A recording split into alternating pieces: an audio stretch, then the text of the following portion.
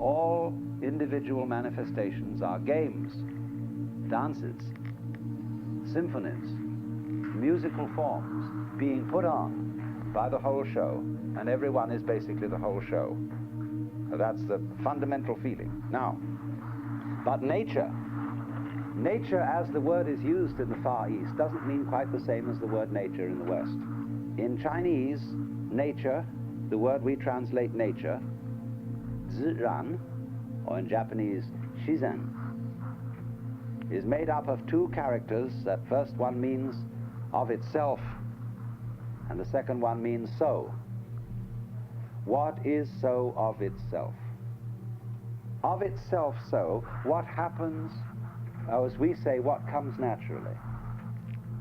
It's in that sense of our word nature, to be natural, to act in accordance with one's nature, not to strive things, not to force things, that they use the word natural. So, when your hair grows, it grows without your telling it to. And you don't have to force it to grow. So in the same way, when the color of your eyes, whether it's blue or brown or whatever, the eyes color themselves, and you don't tell them how to do it. When your bones grow a certain way, they do it all of themselves. So then, it's fundamental to this idea of nature that the world has no boss. God, in much of the Western meaning of the word, means the controller, the boss of the world.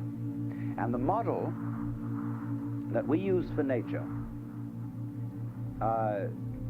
tends to be the model of the carpenter, or the potter, or the king. That just as the carpenter takes wood and makes a table out of it, or as the potter takes inert clay and with the intelligence of his hands evokes a form in it. That idea, you see, of the world as an artifact could prompt a child in our culture to say to its mother, how was I made? And it seems very natural. So when it's explained that God made you, the child naturally goes on and says, but who made God? But I don't think a Chinese child would ask that question at all. How was I made? Because the Chinese mind does not look at the world of nature as something manufactured, but rather grown. The character for coming into being in Chinese is based on a symbol of a growing plant. Now, growing and making are two different things. When you make something, you assemble parts, or you take a piece of wood and you carve it, working gradually from the outside inwards, cutting away until you've got the shape you want. But when you watch something grow, it isn't going like that.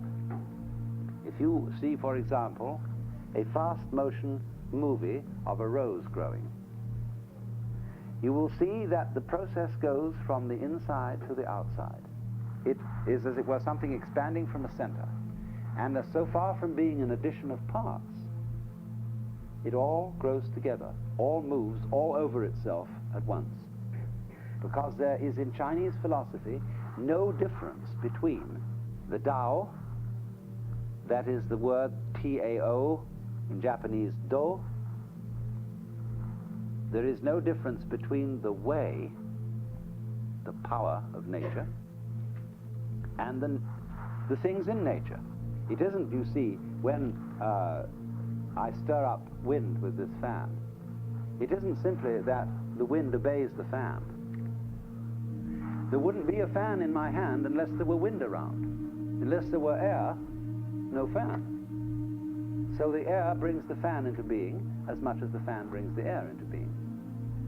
Lao Tzu, who is supposed to have written the Tao Te Ching, the fundamental book of the Taoist philosophy, he lived probably a little before 300 BC, although tradition makes him a contemporary of Confucius, who lived closer to 600. But he says in his book, the great Tao flows everywhere, to the left and to the right. It loves and nourishes all things, but does not lord it over them.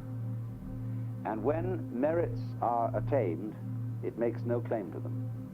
So the corollary of that is that if this is the way nature is run, not by government, but by, as it were, letting everything follow its course,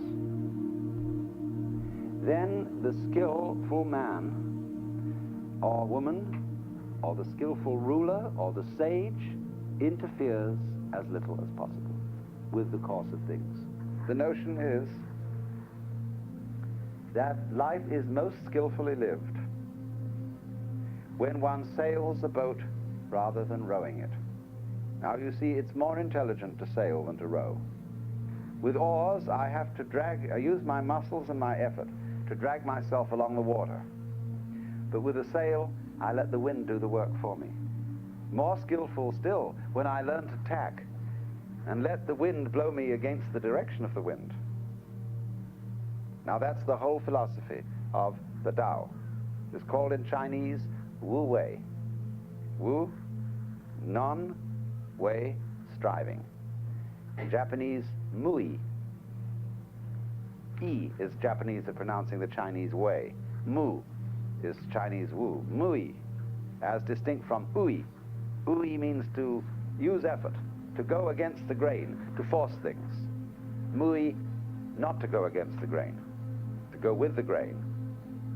And so you will see around you in every direction examples of Mui, of the intelligent handling of nature so as to go with it rather than against it. So it is said, in the winter, there's a tough pine tree which has a branch like this with muscles.